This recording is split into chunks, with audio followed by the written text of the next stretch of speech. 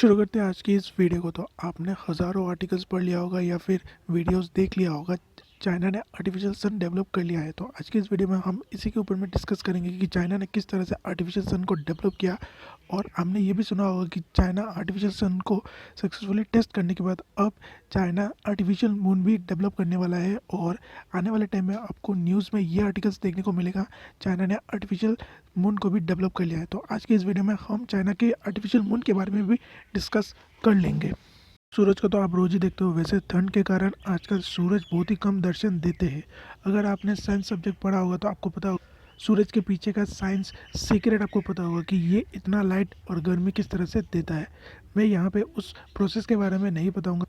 अगर आपको ये पता नहीं है कि किस तरह से सूरज इतना लाइट और इतना गर्मी प्रोवाइड करता है हमें, तो मैं आपको ये रिकमेंड करूँगा कि आप या तो साइंस सब्जेक्ट पढ़ लीजिए या फिर यूट्यूब में किसी भी वीडियो को देख लीजिए, आपको समझ में आ जाएगा। ये तो रहा सूरज के बारे में थोड़ा जानकारी। अब मन में ये बहुत बड़ा सवाल उठता है कि चाइना ने आर्टिफिशियल सन को किस तरह से डेवलप कर लिया है। अगर आपने बोन फायर किया है तो आपको ये पता होगा कि आप आग के सामने ज़्यादा देर बैठ नहीं सकते हो। हम अगर थोड़ा देर भी बैठ लेते हैं तो हमें बहुत ज़्यादा गर्मी लगता है। और यहाँ चाइना ने आर्टिफिशियल सन ही डेवलप कर लिया है। और यही नहीं, चाइना का जो आर्टिफिशियल सन है वो 70 मिलियन डिग्री सेल्सियस गर्मी निकाला। जब इसे टेस्ट किया गया तब इससे 70 मिलियन डिग्री सेल्सियस गर्मी निकला। और ये लगभग 4 से 5 गुना ज़्यादा है सूरज से जो गर्मी निकलता है उससे। लेकिन मैं यहाँ पे आपको एक चीज़ बता दूँ कि चाइना का जो आर्टिफिशियल सन है उसे बस 17 मिनट तक चलाया गया, उसके बाद उसे बंद कर दिया गया। और ऐसा नहीं है कि चाइना ने ये पहली बार टेस्ट किया, इससे पहले भी जून के टाइम में भी चाइना ने आर्टिफिशियल सन को टेस्ट किया था और तब इसने 120 मिलियन डिग्री सेल्सियस गर्मी पैदा किया था। और तब ये सिर्फ 101 सेकेंड यानी कि सिर्फ 1.5 मिनट या फिर 2 मिनट तक ही चला। और ये फर्स्ट टाइम नहीं है कि चाइना ने इस तरह का आर्टिफिशियल सन को टेस्ट किया। इससे पहले भी अगर मैं गलत नहीं हूँ तो कोरिया और जर्मनी ने भी इस तरह का आर्टिफिशियल सन को टेस्ट किया था, लेकिन वो काफ़ी छोटे लेवल में था। लेकिन अभी चाइना ने जो टेस्ट किया वो दुनिया का सबसे बड़ा टेस्ट है। और अगर हम चाइना की तरफ से देखें तो ये काफ़ी बड़ा अचीवमेंट है। पहली बार किसी ने धरती के अंदर में सन को डेवलप किया आर्टिफिशियली, और वो भी सूरज से 3-4 गुना ज़्यादा गर्मी पैदा करके देता है। तो ये काफ़ी बड़ा अचीवमेंट है। और इस आर्टिफिशियल सन को डेवलप करने के लिए चाइना 2006 से ही काम करने लगा था और अब जाके उन लोगों ने इसे सक्सेसफुली टेस्ट किया। हालांकि 2 बार इन लोगों ने किया था, एक बार जून को और फिर जाके अभी कुछ महीनों पहले ही इन लोगों ने फिर से एक बार टेस्ट किया। आर्टिफिशियल सन को डेवलप करने के लिए चाइना ने फ्यूजन प्रोसेस का इस्तेमाल किया है। अगर किसी ने क्लास 10 तक भी साइंस पढ़ा होगा तो उसको ये पता होगा कि 2 प्रोसेस होते हैं, एक हो गया फिजन, दूसरा हो गया फ्यूजन।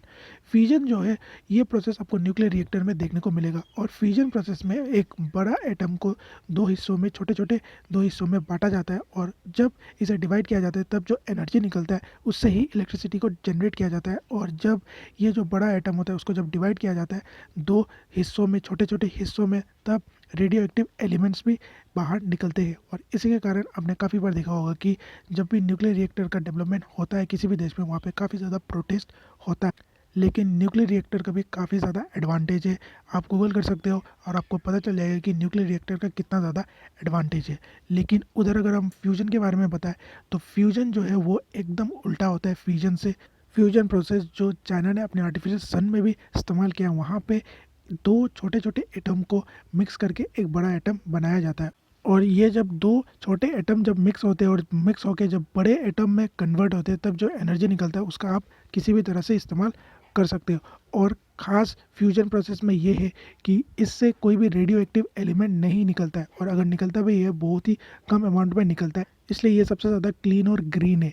लेकिन इस प्रोसेस को कम से कम इस्तेमाल किया जाता है कंट्री के थ्रू, क्योंकि आपने ये देखा होगा कि ऑलमोस्ट हर एक कंट्री में आपको न्यूक्लियर रिएक्टर देखने को मिलता है और न्यूक्लियर रिएक्टर में फ्यूजन प्रोसेस होता है।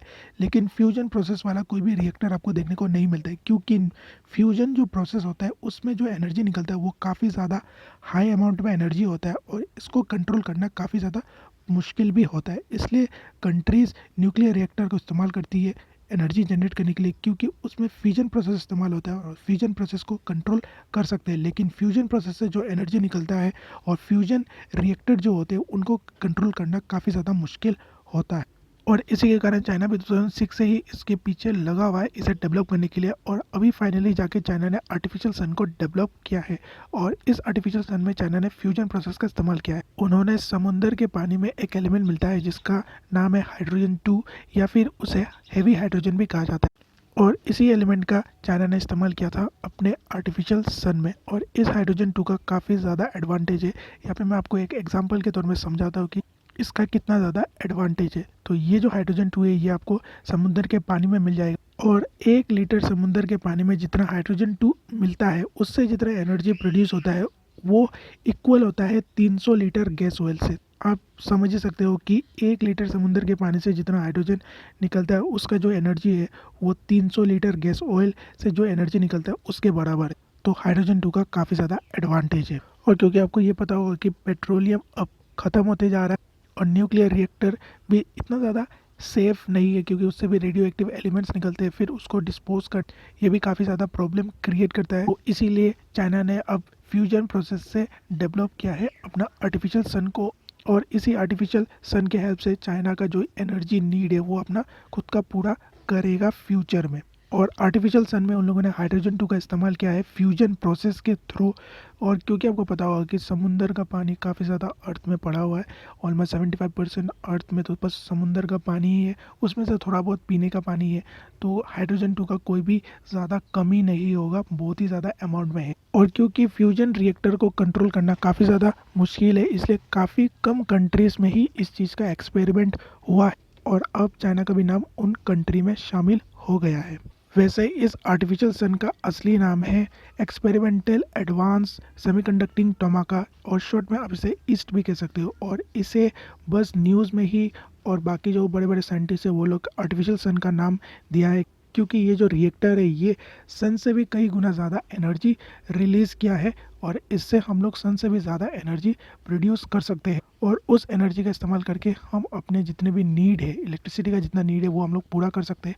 इसीलिए इसे आर्टिफिशियल सन का नाम दिया है, क्योंकि आर्टिफिशियल सन सुनने में काफ़ी ज़्यादा अच्छा लगता है और लोगों को भी लगेगा कि भाई साहब ऐसा क्या डेवलप कर लिया है आर्टिफिशियल सन।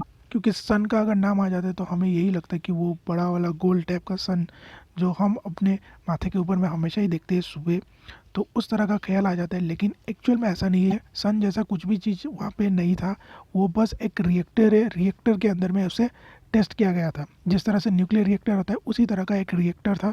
उसके अंदर में फ्यूजन प्रोसेस को कराया गया था। उसके बाद जो एनर्जी निकला वो फिर आपको मैंने बता ही दिया था कितना एनर्जी निकला। और क्योंकि वो एनर्जी सन से भी कई गुना ज़्यादा एनर्जी था, इसलिए उसका नाम आर्टिफिशियल सन रख दिया गया है, ऐसा मेरा मानना है।